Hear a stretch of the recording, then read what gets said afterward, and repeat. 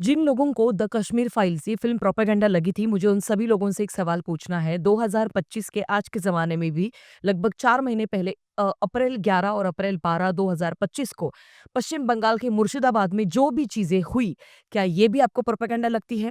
क्या अगर ये आपके लिए आईना दिखाने के लिए काफ़ी नहीं है, तो मुझे लगता है आपके आँखों के ऊपर एक बहुत बड़ी पट्टी बंधी हुई है, जो शायद आपने खुद ने बाँधी है या तो इस सिस्टम ने बाँधी है। वक़्त आ चुका है इस पट्टी को हटाने का, क्योंकि मुर्शिदाबाद में आज के ज़माने में भी वक़्त अमेंडमेंट एक्ट को लेकर जितने भी राइट्स किए गए थे मुस्लिमों के द्वारा और सो कॉल्ड बांग्लादेशी रोहिंग्यों के द्वारा, तो उनके चलते 500 हिंदुओं को पलायन करना पड़ा।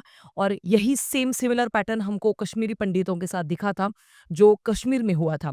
उसी के ऊपर आधारित थी द कश्मीर फाइल्स। और अब पश्चिम बंगाल में द डायरेक्ट एक्शन डे, यानी कि हमारे स्वतंत्रता दिवस के 1 साल ठीक पहले 16 अगस्त 1946 को जो हुआ था जिन्ना के द्वारा हमारे पश्चिम बंगाल में, उसके ऊपर रोशनी डालने वाली फ़िल्म आ चुकी है जिसका नाम है द बंगाल फाइल्स। 5 सितंबर को ये फ़िल्म रिलीज़ होने वाली है। मैं बहुत एक्साइटेड हूँ इस फ़िल्म के लिए। इसका टीज़र जब आया था तब कुछ कारणवश मैं इसका टीज़र रिव्यू नहीं कर पाई थी। उस टाइम पे मैं बहुत ज़्यादा ट्रैवल कर रही थी और वो टाइम सही नहीं था, क्योंकि मुझे मेरा कुछ ज़्यादा रिसर्च भी नहीं था, क्योंकि द डायरेक्ट एक्शन डे के बारे में कुछ भी ज़्यादा हमारी किताबों में, हमारे पुस्तकों में नहीं लिखा गया है। इसी की वजह से मुझे कुछ ज़्यादा इन्फॉर्मेशन नहीं पता थी इसके बारे में।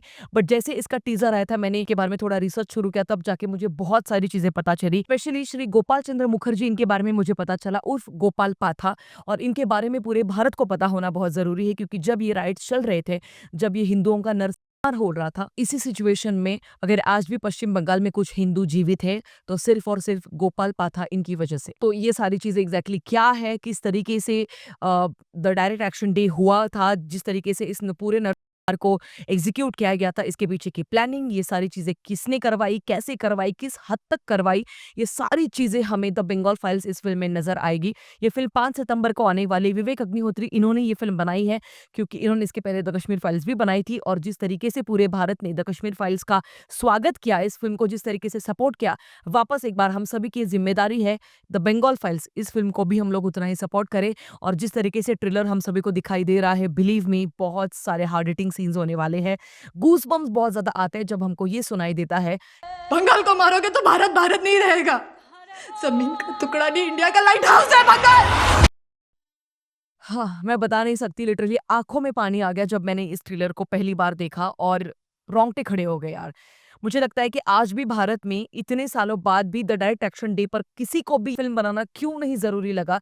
ये बहुत ही ज़्यादा बड़ा सवाल है जो हम सभी ने पूछना चाहिए, सभी फ़िल्म मेकर्स को। और हाँ, एक और बात, विवेक अग्निहोत्री, इनको अभी बहुत सारी दिक्कतों का सामना करना पड़ रहा है, क्योंकि अभी हमने देखा कि हाल ही में ट्रेलर लॉन्च जो है उसको बंद कराने की कोशिश करी गई। उसके बाद पश्चिम बंगाल में दिद्दी जो है, तो उनकी तरफ से कितना ज़्यादा अपोज़ इस फ़िल्म के लिए हो रहा है। और उसके बावजूद मुझे लगता है ये जो संघर्ष है, इस संघर्ष में हम सभी ने उनका साथ ज़रूर देना चाहिए, क्योंकि सच को अगर आप सच भी नहीं दिखा सकते हो इस भारत में, तो इससे बड़ी शर्मनाक बात और कोई नहीं हो सकती। मुझे जेन्युइनली जानना है कि पश्चिम बंगाल में क्या हो रहा है? मुझे जेन्युइनली जानना है कि वोट बैंक पॉलिटिक्स का ये सिलसिला कब से शुरू हुआ? इतिहास क्या कहता है? ये सारी चीज़ें डेफ़िनिटली ये फ़िल्म हम सभी के सामने रखेगी। और पूरे ट्रेलर में एक ऐसा सीन है जिसको देखने के बाद लिटरली मेरी आँखों से पानी आ गया, जहाँ पर चील कौवे जो है वो अ, हिंदुओं का नरसंहार होने के बाद उनके शरीर को नोच रहे हैं, उनको शरीर को खा रहे हैं।